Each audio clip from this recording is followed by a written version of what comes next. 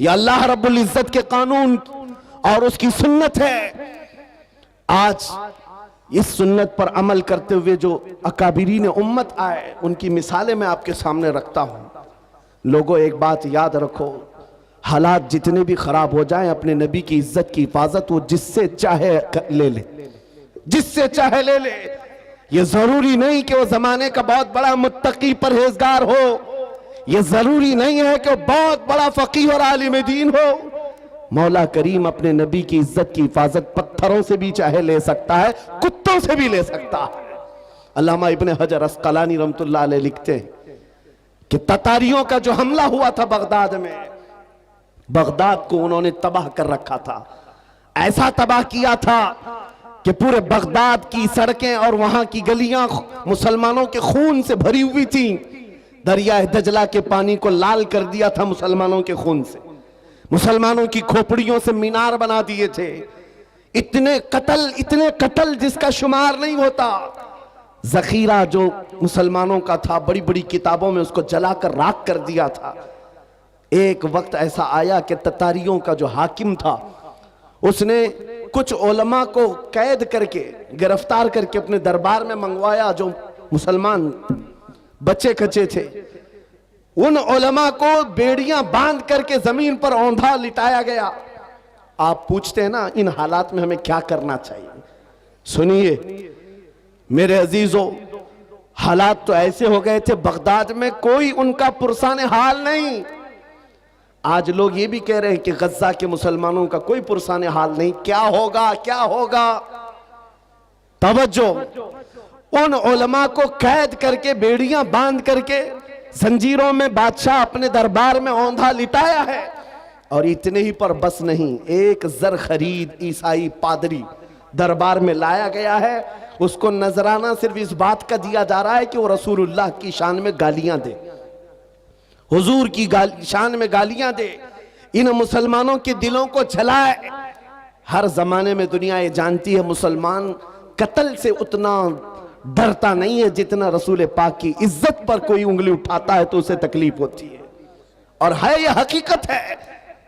हमारे बहुत सारे जुल्म सितम हम बर्दाश्त कर लेते हैं, लेकिन नबी पाक की शान में अदना तौहीन बर्दाश्त नहीं होती। उस जालिम ने एक ईसाई पादरी को दरबार में बुलाया और कहा, इनके नबी की शान में गालियां देते रहो, सुन्नी जंक्शन की जानिब से समाअत कर रहे हैं। देने लगा। कौन है वहां पर जो हिफाजत करे मेरे नबी के नाम की इज्जत? कौन है, कौन हिफाजत करेगा? जो उलमा थे वो तो जंजीरों पे कैद हैं। कौन है? अल्लाह करीम जब चाहे जैसे चाहे हिफाजत करता है। दरबार में बादशाह का एक कुत्ता था जो सोने की जंजीर से कोटे पर बंधा रहता था, एक खूटे पर बंधा रहता था। जैसे ही वो पादरी गालियां देने लगा, वहीं से कुत्ता भौंकने लगा, जोर जोर से भौंकने लगा। दरबारियों ने कहा कि तेरा बयान शायद कुत्ते को अच्छा नहीं लग रहा है, इसलिए कुत्ता भौंक रहा है। ईसाई पादरी ने कहा वो तो जानवर है, मेरा बयान क्या समझेगा। दूसरी बार गालियां देने लगा, कुत्ता फिर भौंकने लगा। फिर लोगों ने कहा तेरे बयान पर ही कुत्ता भौंक रहा है। उस ईसाई पादरी ने कहा मेरे बयान पर नहीं भौंक सकता, उसे क्या खबर है। तीसरी बार जब नबी पाक की शान में हर्जा सराई शुरू किया, उस कुत्ते ने जंजीर तोड़ दिया और उछल करके ऐसे दरबार में आया, उस ईसाई पादरी के सीने पर चढ़कर उसे दम सदन में चाक करके दो टुकड़ों में बदल दिया। उस कुत्ते की हैबत ऐसी तारी थी, पूरे दरबार में सिपाही से लेकर बादशाह तक हर आदमी खड़ा रह गया और कुत्ते को देखने की भी ताब नहीं थी। ऐसा लगता था कोई शेर बबर आया हुआ है। उस कुत्ते की हैबत से लोग डरे हुए थे।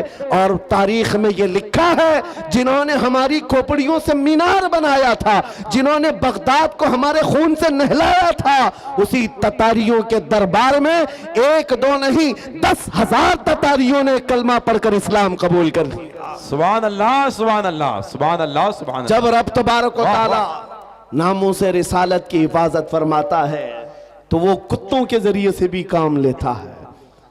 ये बात याद रखो। और दुनिया को भी मैं ये बताता हूं, हमें कैद कर देने से या हमें फांसी दे देने से इस्लाम का खात्मा नहीं होगा।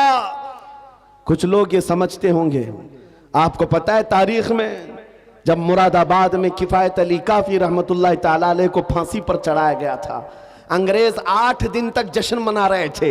एक ऐसे मौलवी को हमने फांसी पर चढ़ाया है जिसकी जुबान चलती थी तो हजारों लोग उसे सुनते थे और पूरे लोगों में उसका एक रौब था।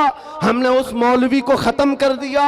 मुसलमानों में एक खौफ पैदा हो जाएगा, डर पैदा हो जाएगा।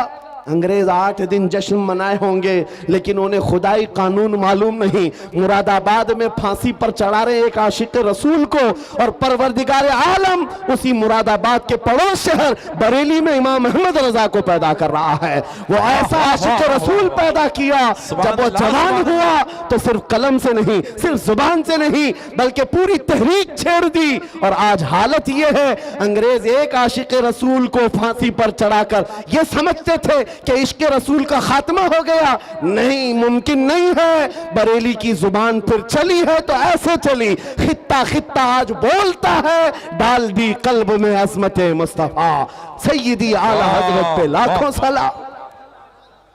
अजीजान गिरामी वक़ार, आज इन हालात को देखकर जो सरासीनगी है नौजवानों में, मैं 2 चीजें अर्ज करता हूं।